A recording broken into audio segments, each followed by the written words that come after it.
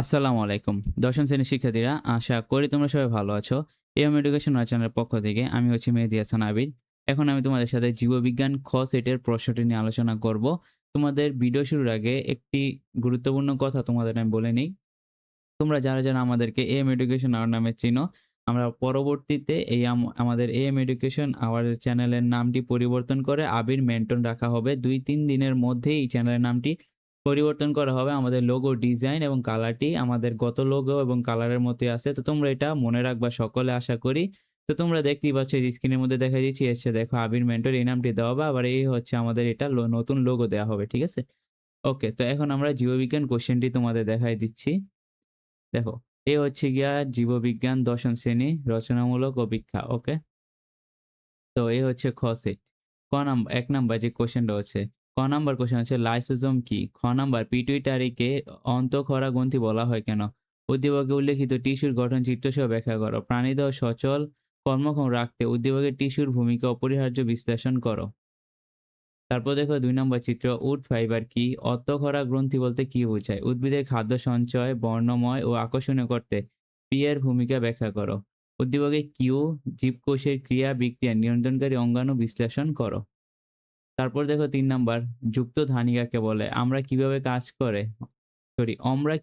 করে ব্যাখ্যা করো। জামাল সাহেবের রোগটি হওয়ার কারণ ব্যাখ্যা করো।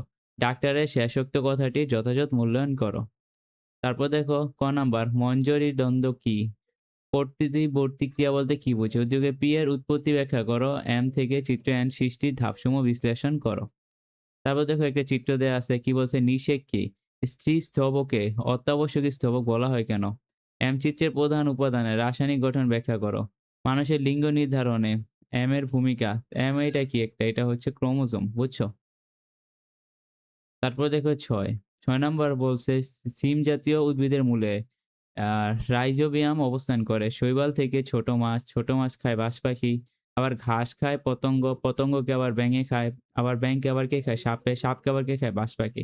এটা একটা মনে করো চক্র, বুঝছো? প্রাকৃতিক চক্র। তো এটা আমি জানি তোমরা সকলেই খুব ভালোভাবে পারো।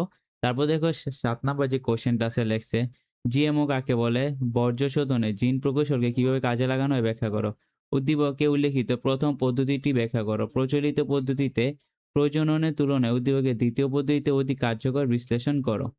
তারপর দেখো খ বিভাগ থেকে কি কোয়েশ্চেন আছে। অঙ্গ গঠনে একক হলো টিস্যু ব্যাখ্যা করো। উদ্ভিদ হরমোন বলতে কি বোঝায়? জীবে প্রজননের গুরুত্ব লেখো।